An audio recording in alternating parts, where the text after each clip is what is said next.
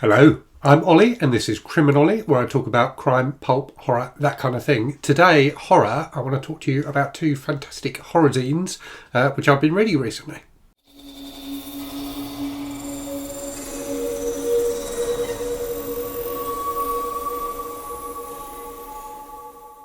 So I'm terrible with my reading because I tend to only read books.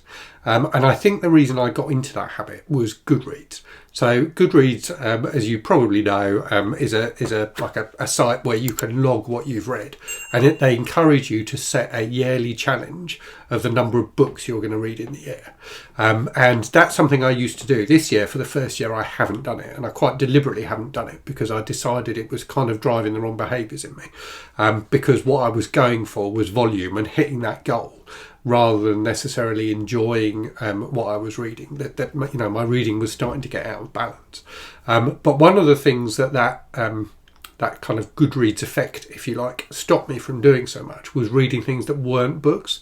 So from reading articles and magazines and things like that, and comic books as well that weren't collected as graphic novels that I could log on Goodreads.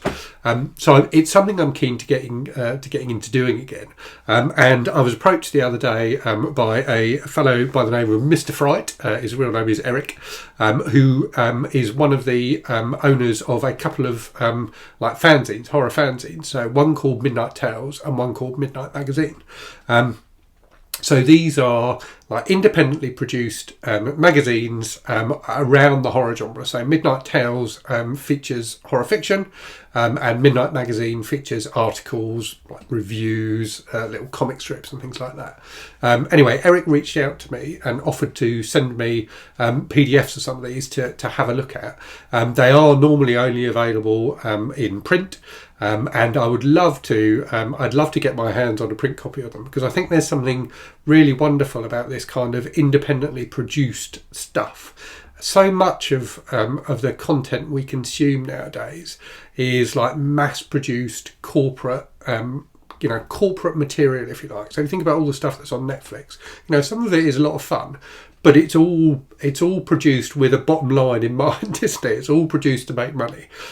So this kind of publication that's made by people because they love the genre, I think is really wonderful and something we should applaud. And I particularly like the fact with this stuff that these magazines are not available on Kindle. They are only available physically. I think there's something really wonderfully old school about that.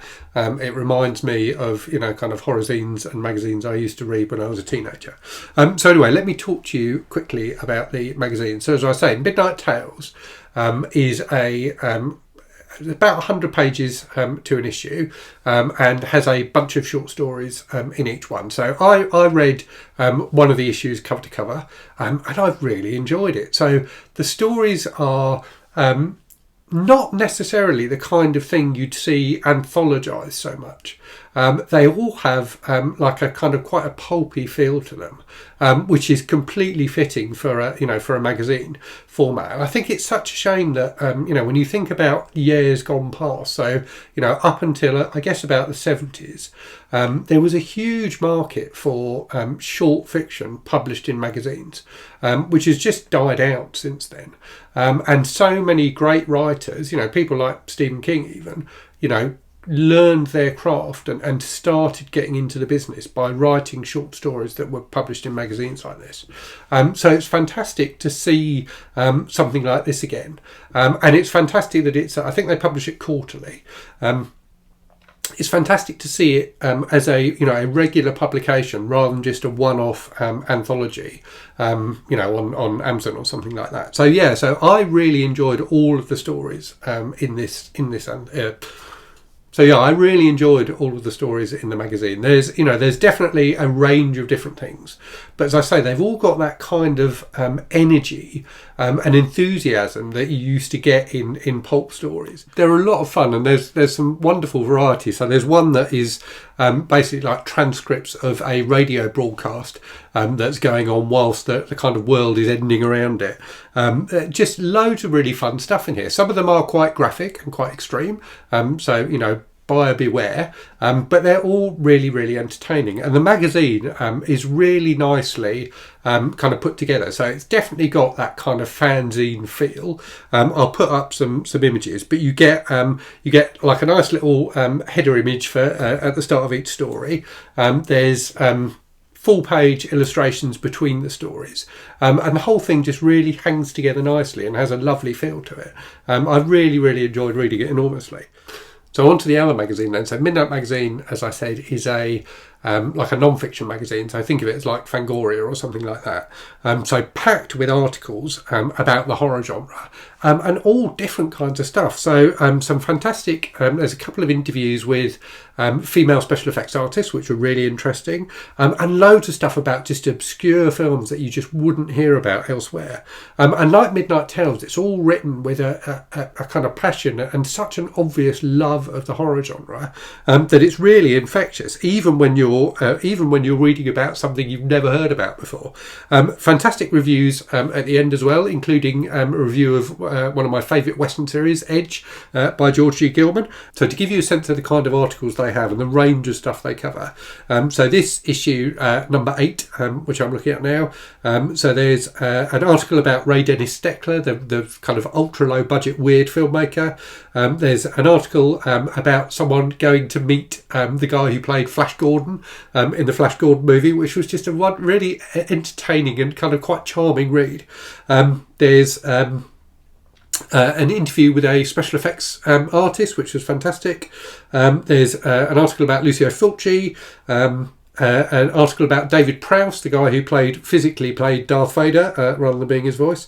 So a real range of stuff in there, and a real love of kind of trashy, low budget filmmaking, which is the kind of thing I adore. So definitely right up my alley. And I was thinking about, what does this remind me of? And I think it reminds me of most is a magazine that used to be published. I don't think it's published anymore, but when I first got into horror movies in the 80s, called Deep Red, which had a lot of this kind of stuff in there, and a real passion for kind of low budget B-movie horror movies that you just didn't hear about anywhere else.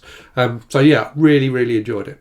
And one of my favourite things it has, and I will put up pictures of this, was copies of old drive-in movie ads for horror movies, which are just fantastic, wonderfully trashy, wonderfully exploitative in terms of always going for the shock value, but really entertaining. So yeah, so much good stuff in here. Really interesting interviews, interesting articles, good reviews, and all, as I say, really nicely put together. So thank you again, Mr. Fright, for sending me this stuff. I haven't read all of them yet, but I'm working my way through them and thoroughly enjoying all of them.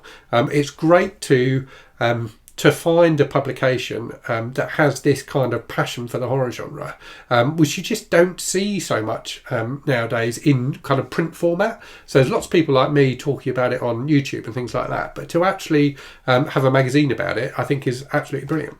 Okay, time for a random book from the shelves. Today is something which feels almost like the opposite of Midnight Tales and Midnight Magazine.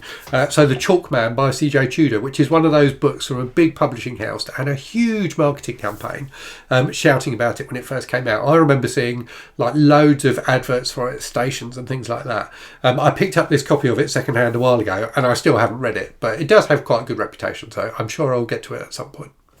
So I hope you found that interesting. Let me know if you've read either Midnight Tales or Midnight Magazine. As I say, if you're an old school horror fan like me, I would definitely recommend them. And yeah, thanks very much for watching. Hope you're safe and well out there. Hope you're reading good stuff, and I'll speak to you again very soon. Cheerio.